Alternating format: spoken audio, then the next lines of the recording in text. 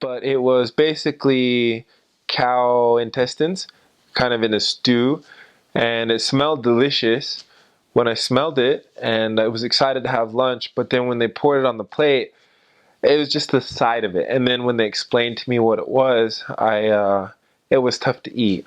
But I forget what the name of it was. Smelled delicious. It probably tasted great.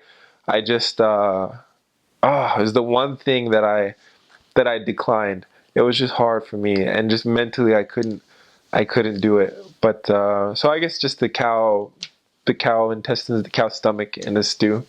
But that was uncommon. I only saw that once in one unique area. The rest of the food was fabulous. I don't think I had anything too crazy or dangerous. I remember one time, I think I had a companion that had left his wallet on the train after we had exited the train. And so we ran back from down the street and boarded the train and went to his seat and found it. And right when he says, "I got my wallet," and we felt relieved, the train started to roll. And we hadn't paid to be on that train, nor did we know where it was headed. And so we ran to the quickest exit, and we jumped off the train. It wasn't going full speed, but it was moving. And you don't lead very exciting lives on the mission. And so I remember that it kind of got our hearts beating. And so that was probably the most exciting story we had. I always felt the spirit when I would talk about the family with Italian missionaries and with Italian families, and I could see, and I would apply eternal principles to their family and opportunities that it could present to them. And when I could see it working on them and see them ask questions, I always felt the spirit very strong, and it strengthened my belief in eternal families and temple work. And but anytime that I would talk about the family with families present, and just apply eternal principles directly to their circle and to their group, and they would consider each other and consider the possibilities and ask questions and grow, and their interest would grow. I always felt the spirit very strong there and felt it testify to them, and so that was very special to me.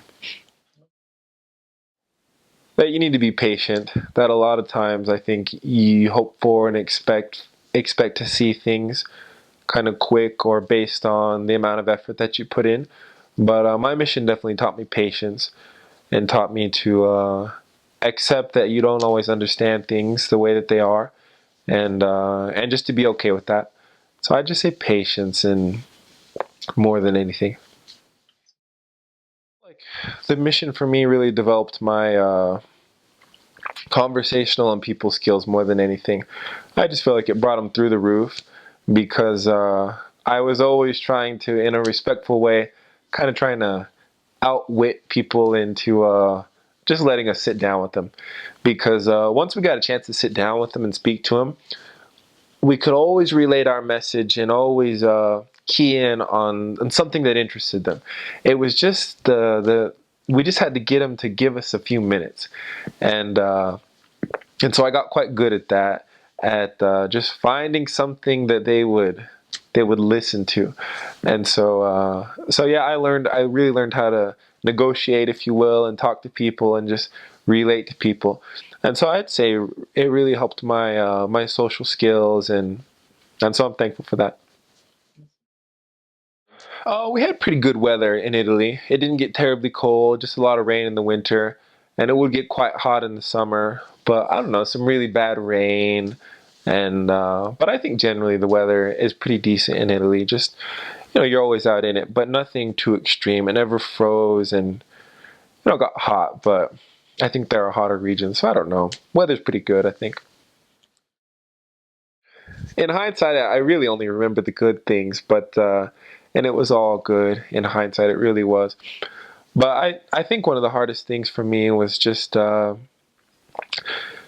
make a connection with people as you're teaching people, and you develop a friendship and you really develop a connection, and to see them have a testimony grow within them, and but for whatever reason, whether it be family pressure or fear or just whatever it was, to decide not to progress, to decide not to move forward.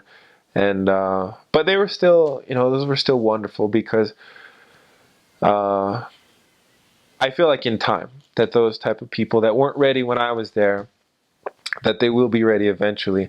And I know that they experienced and that they felt the Spirit, that they saw something different, and that they felt something in their heart, and that never leaves. And so I'm confident in that, and that they'll be okay eventually, and that we just played our role and helped support them in their path towards returning to their Heavenly Father. But maybe that's just selfishness and limited perspective on my part, and that it was hard because I wanted to see it when I was there on their behalf. And so I struggled with that a little bit. If you're getting ready to go on a mission to Italy, I'd say anything that you can do with learning the grammar, with studying the language, will give you a tremendous leg up. And